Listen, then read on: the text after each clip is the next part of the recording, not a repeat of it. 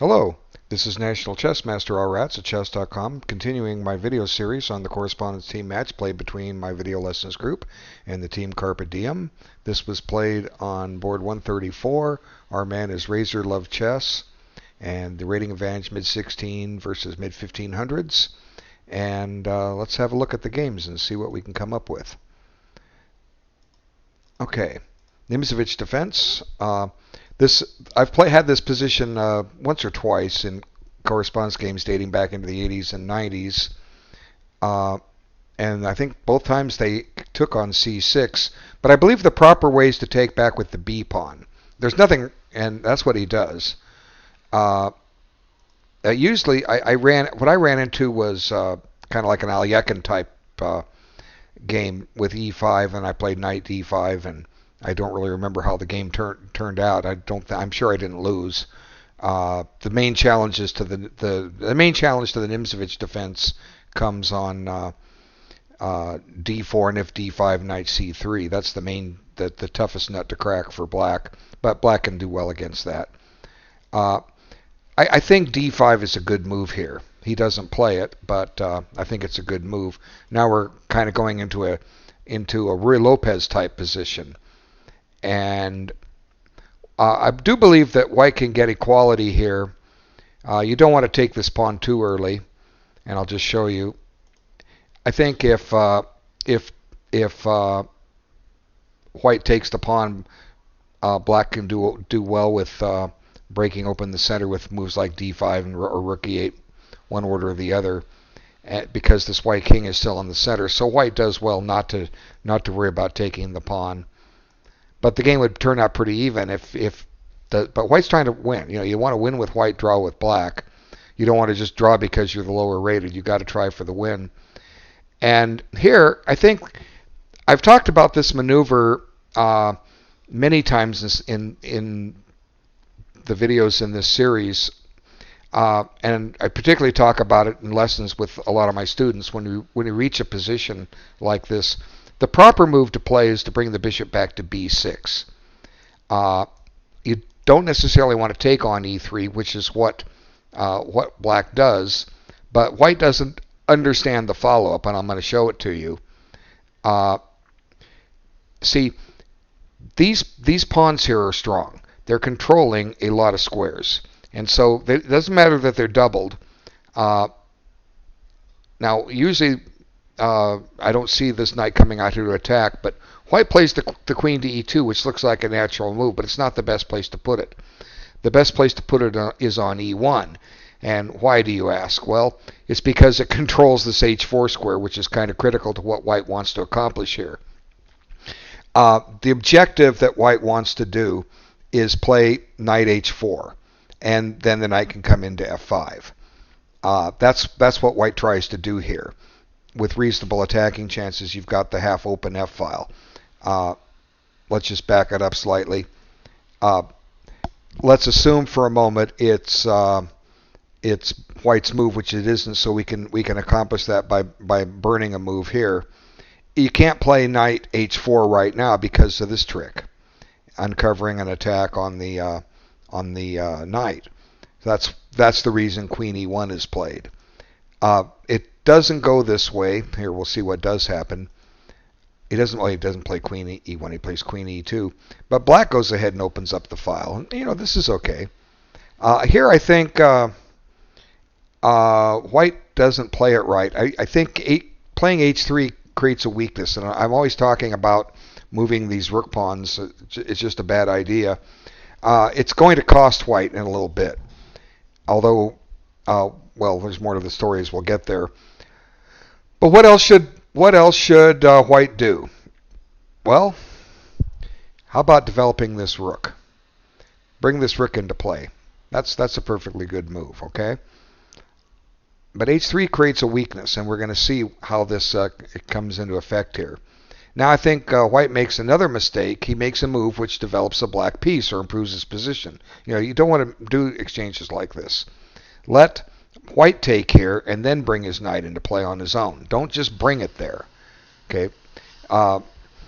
This can make all the difference in the world in a position when when you give your opponent a free move. And I've covered this lots of times. I'm going to stop and do it again because it bears repeating. Okay, let's go this way. Let's do this. Let's play this move instead. And we're going now black doesn't have to do what I'm going to do, but I'm just going to do it to make an illustrative point. See, what I was saying was let black put his knight there on his own. Okay. Now knight f5. Now let's compare this position to what actually happened. Okay, now let me find it here on the PGN and we'll be all set. Here it is. Okay, now watch the black position first. What changes about it? Nothing. Nothing changed at all. Okay, now let's look at the white position and see what happens. Oh, look, two pieces got developed. See, this proves the rule of exchanges. Okay, don't make exchanges that develop or improve the position of your opponent's pieces. Let him make exchanges that improve the position of yours. And that's exactly what happened here. And as I said, black doesn't have to take on e4. I'm doing this for illustrative purposes. But if you follow this principle on exchanges, it's going to make all the difference in the world in some of your games. Because now look at this position. White has got everything developed. Black doesn't. Black still has to get these pieces in play. Okay, objectively the game's even. Black does have a threat. Black's threatening to drop a knight. Well, not really yet. He has to kick this knight out first and then drop the knight into g3. See, there's that weakness of h3 coming into effect. But remember this on the rule of exchanges, because these two pieces in play can make all the difference 10, 15 moves from now. Black may end up with a win in the real game that he wouldn't have had white had these pieces in play. It's like running a race. 100-yard dash. Do you want to give your opponent a 10-yard head start? No. Would you like to get a 10-yard head start? Yes. How do you do that? Well, make exchanges that allow the exchanges to develop your pieces, and don't bring your pieces into play for your opponent. Because trust me, I used to make these mistakes when I was 14, 15, 1600. I didn't understand all these things. And I look back at some of these old games that I played against players that I should normally handle routinely, and the game just dragged on and on and on. And one of the reasons they dragged on and on because I was missing these chances to get to make favorable exchanges. And the guys hung around in the game forever. And then if I made one bad move, whoop, game over. And normally I would expect today to beat a 16, 1700 player. Instead, I carried them with me forever and ever. And anyway, let's get to what happened. So knight h6. So you don't want to take on f5, white, okay? But you did. And now the black knight gets into play. And now there's a threat on g3 that needs to be dealt with. So now the queen just lost a tempo. Remember I talked about putting on an e1 earlier? Well, there it goes. So black just starts improving his position. Gets a rook up on the third rank where it can maybe menace the white king side. Kicks the knight. It runs back where it came from. And black declines an exchange. And right now black has a threat. See, why does black have a threat? Because he's ready to take that pawn because white pushed it. Okay, so now white has to stop and cover that. See what happens? Instead of getting this rook in the game, white's having to make preventative maintenance to save this pawn. This is why you don't want to push your rook pawns. Okay. Now mate threat, that's easily dealt with. The queen comes back. So the queen's just kind of been bouncing around like a little rubber ball. Okay. All right. Get the bishop developed, and now black's starting to get the better of it. But here comes a tactic, and knight f3. And I think right in here, black missed a crushing move. Is it here? Not yet. Okay. Now it's knight g4. I think this move gives white a lot of problems. It's attacking this rook, and you're threatening to take it, and then when the queen takes, you pick up this knight. which would win a whole rook, and he doesn't have time, so he doesn't have time to take this bishop. And if the rook comes back, the queen happily returns. And I'm thinking, I think this is the position. I was kind of playing with this. Let's see, pawn takes, queen takes. Now you're threatening the king. So let's see, king can go to g1, but you run into discoveries. So the knight has to block. And watch this, knight takes, queen takes, and then you get a quick checkmate. Okay, so black had a nice win with knight g4, but he missed it. But black still maintains a bit of an advantage. Let's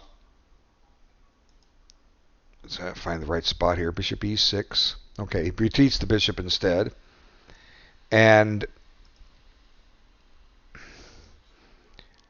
black is what? Ahead a pawn. Has the possibility to create an outside pass pawn on the king side. Technically, white right now has or black has a theoretically winning game. But here, black prematurely starts to open up the position. The problem with d5 is that it weakens the e5 square, and white's going to get counterplay on it. The simple thing to do is to start looking for ways to exchange either a set of knights or the rooks or both, and then play the ending out, because the fact that there's an outside pass pawn on the board is just going to let white suffer for the next 40 moves while he tries to defend it. So black has a weak pawn over here, but white's not getting at it conveniently. The double pawns are slightly weak, but once again, white's not getting at those either. So the best strategy would be try to redeploy things a little bit. Let's see. The knight can come back here, which would allow you to play bishop g4, which would force one minor piece off, and then followed by bringing the king up, advancing these a little bit, and eventually, an opportunity to exchange one or both sets of desired pieces that I mentioned will come along. Anyway, d5 weakens e5, and white misplayed it. I'll show you how white could have equalized this game and probably achieved a draw in a little bit. Now there's counterplay on the back rank, so white doesn't have time to grab this pawn. But white covers that, and eventually this pawn should have fallen. Now, the problem with d4 is, even though it saves this pawn, it gives white an outpost, e4. Okay? And a little bit of maneuvering. And with proper play, white should be equal here. I think white can just take this pawn now. Let's see. Can he take it, or does he run into a pin? Rook e6. Oh no, you can't play rook e6. Duh. Knight takes. Okay, so it doesn't run into a pin. So knight takes e5, and with correct play of the game should be a draw, but he doesn't. He brings the knight back, and black finds a nice square for his knight. Now he takes it, and here white misses again a chance for an easy draw. The correct move is knight takes d4, undermining the defense of this knight. And even though black gets on the 7th rank, white has sufficient resources, and with correct play, this game will be an easy draw for white. What else can black do? Bring his king up? Doesn't matter. This should be an easy draw, but white doesn't see this, and he plays rook d2, and now black misses a nice easy win. Well, not just yet. He saves his rook first, but here he misses a simple move, knight c4, and that's going to bag the b pawn. He plays h6. These darn rook pawn moves. What was he thinking? Well, trying to keep the knight out of here. Is that it? Where's the knight going next? All that's doing is keeping the king from coming to f7. But knight c4 just wins outright. Now white's still in the game. Obviously, he wanted to play g5. And slowly but surely, black is starting to get the upper hand now. And although he's having to stop and defend for a moment, it won't last. The knight returns to e3. And, black's just up a clear pawn. Although the white king is getting a little active, it doesn't matter. Now, it's premature to run the pawns. I've talked about this in some of the other videos. They tell you that when you're down material, like in this case a pawn, you want to trade pawns, not pieces. But you don't want to advance your pawns because it creates weaknesses. Now that pawn was pretty safe and secure on g2. Now it's not so safe. So white should have kept it back there. And even though he's got a very passive position and can't do much, he can wiggle-waggle his rook around, make black prove something. For the moment, black has to deal with this weakness on c5. But g4 kind of hastens the end, and we'll see why this is so. See, suddenly the black king's in the game. And there he is on d5 where he needs to be. And now the weakness on g4 is rearing its ugly head. That would be much better where that pawn had been on g2. And but I guess in this position it probably wouldn't matter if it was on g2. White realizes if he runs his king to the center, he's going to drop his pawn, so he unfortunately steps into a fork, and here we have it, game over. The last few moves are really unnecessary. Don't know why white played on, but after this move, white threw in the towel. Anyway, well played by razorloveschess. A couple chances for both sides in there that were missed, but black made fewer errors and won the game. Okay, let's bring the other game up and have it loaded. Let's see will it start it at move 1 like it's supposed to, or will it pick some random move? I always wonder. Oh, look at that, move 8 or move 9. Why does it pick move 9? I don't know. Okay, so we have the Italian game, Gioco Piano. This is a slower approach. Might as well just pull out the books and play the main line, okay? Because you can access it and get a perfectly satisfactory game. This gives white a little bit of a plus, and black's going to end up misplaying this in a moment, as we will see. Okay. And now there's a threat. Now, black needs to cover f7, but he doesn't. And what white can do is play bishop takes f7 check, and then take this. This is perfectly good for white. If knight takes, white shouldn't worry about this at all. The black king can't castle. You can get a rook into play with tempo. Okay. Retreat the bishop and threaten a mate, perhaps. I mean, there's all kinds of good moves for white to be had here. And if black tries knight a5, just counterattack the knight. And, again, this king is exposed. He can take the bishop, but the king is exposed. So, bishop takes f7 check was better, but this is going to work out. Okay, castle. And let's see, white's got everything developed at the queen rook, so black's not far behind. He stops and guards his pawn, and white's ready to break the position open. And now this is a serious error, and suddenly white has a very strong move. And if black takes, there's going to be a real nasty check followed by a pin, and black's going to be all tied up in knots. So he opts to avoid the pin, but gives white this powerful pawn on the 7th rank that is going to haunt him for the rest of the game.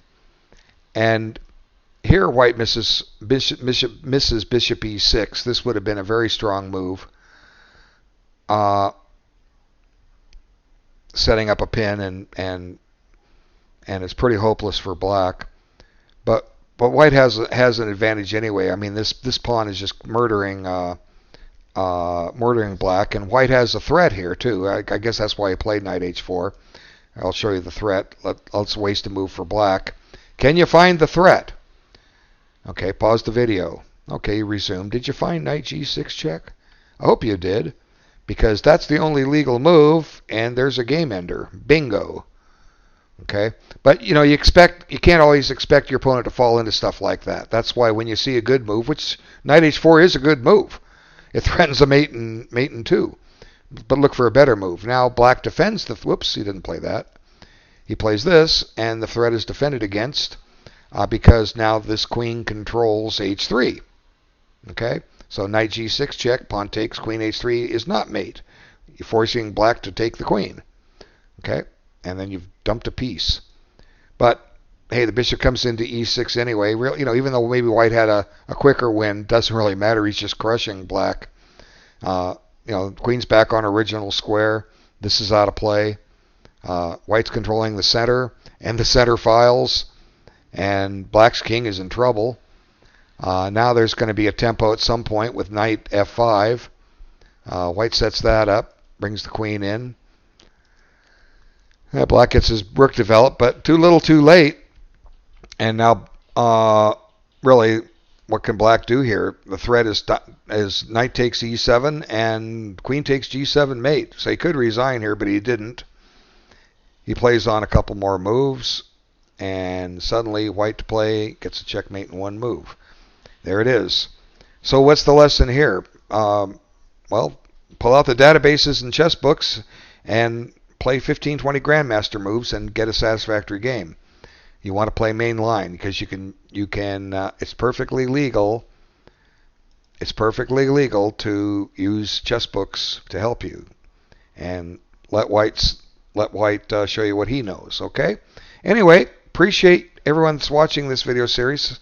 This is the 101st video, and I'm a little behind getting them uploaded, but I will catch up. But at least I'm making them, so I'm not ignoring them. I think I have about 7 more to make, and there's still approximately 95 games left to complete this match, so there'll be a number of more videos that I will have to make as long as our guys get one win and not 2 draws, but 1 win or better, and you get a video. Anyway, take care. Thanks again.